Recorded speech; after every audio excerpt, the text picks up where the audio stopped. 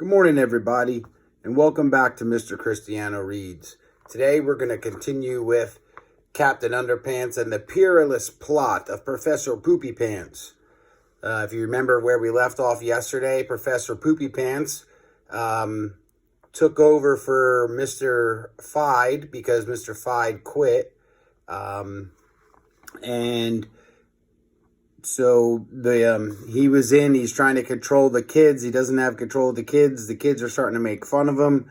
And all Professor Poopypants wants is the ability to be able to spread his inventions around. So that's where we're at right now. If you remember from the day before that, the boys were messing around with the school sign. They were told they couldn't go on the class trip.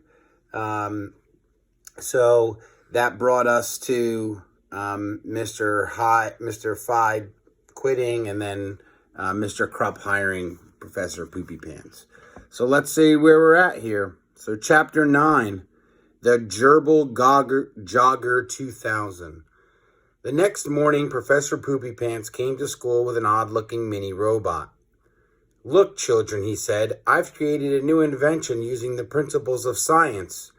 I call it the Gerber Jogger 2000.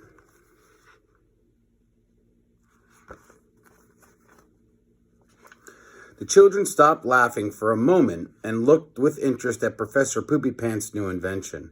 "You see, children," said the professor, "some people like to jog, and their pets like to jog along beside them. That's fine if you have a dog or a cat, but what if you have a pet gerbil? It used to be a big problem, but not anymore."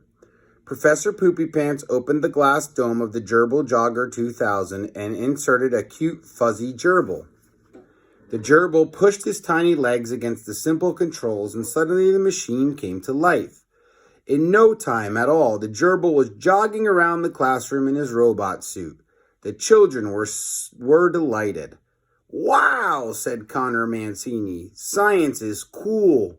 All the other children agreed. "This is wonderful," thought Professor Poopypants.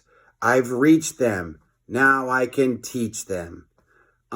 Excuse me," said George to the professor.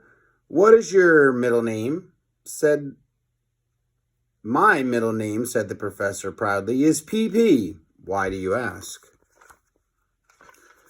At that point, the children picked up where they had left off, laughing at Professor Poopypants' ridiculous name.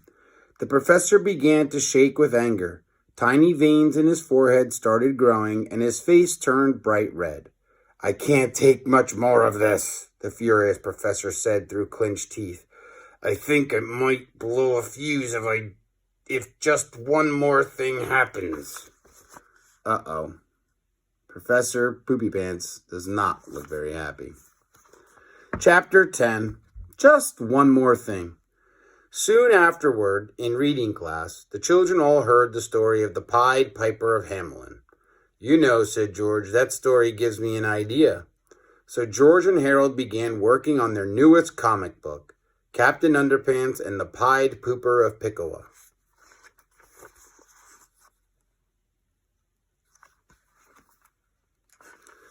That afternoon, they snuck into the office and ran off copies of their new adventure to sell on the playground. And everything would have been just fine if one of the third graders hadn't left his copy laying around in the hallway. Chapter 11, Captain Underpants and the Pied Piper of Pecola. So here's a little comic that the boys made. Once upon a time in the city of Pecola, Ohio, there was a science teacher whose name was Poopypants. "My middle name is Pee-Pee."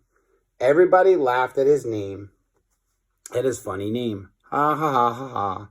This made Pippi mad. So he built an army of Gerber Jogger 2000s. He put a gerbil in each one.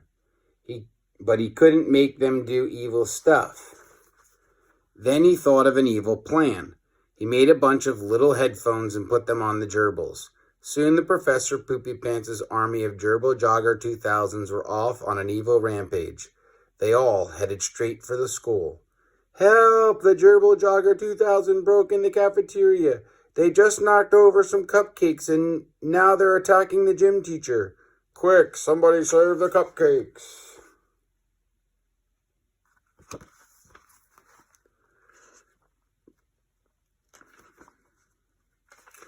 Professor Poopypants and his evil army have rounded up all the children. This looks like a job for Captain Underpants.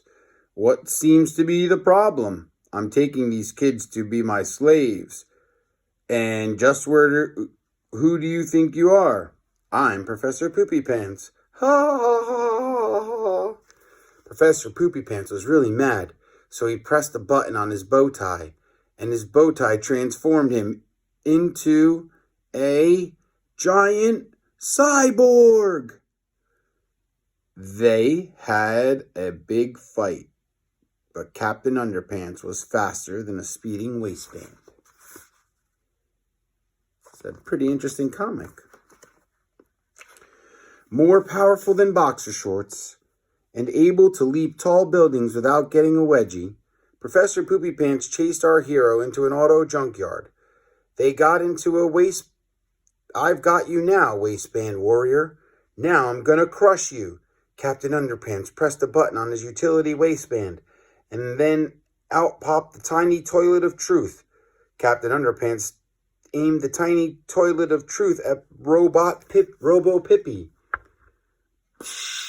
Flush. I'm rusted. Captain Underpants saved the day. But what about the evil gerbils? They're not evil. Look, Professor Poopypants was controlling them with this. Is it music?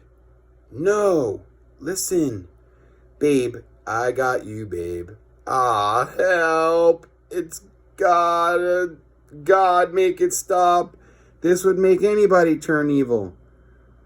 So Captain Underpants destroyed the controller. Hallelujah! Hooray for Captain Underpants. So, nice little quick story by the boys. Chapter 12. Professor P goes crazy. In his entire life, Professor Poopypants had never been as angry as he was that very moment. As he stood in the hallway, something inside his fragile brain snapped, and he began shaking and sweating uncontrollably.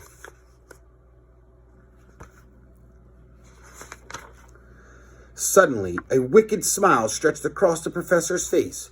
He staggered towards his empty classroom, mumbling to himself and giggling.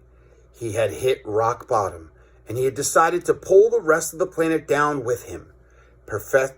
Poopypants was going to take over the world.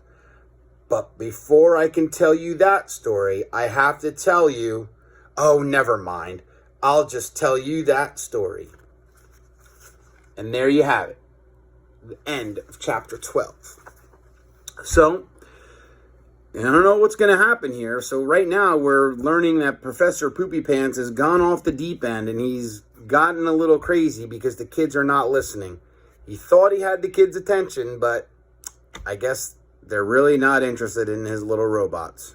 So we'll have to see what happens the next time. Everybody, have a great day, and we'll see you the next time. Bye.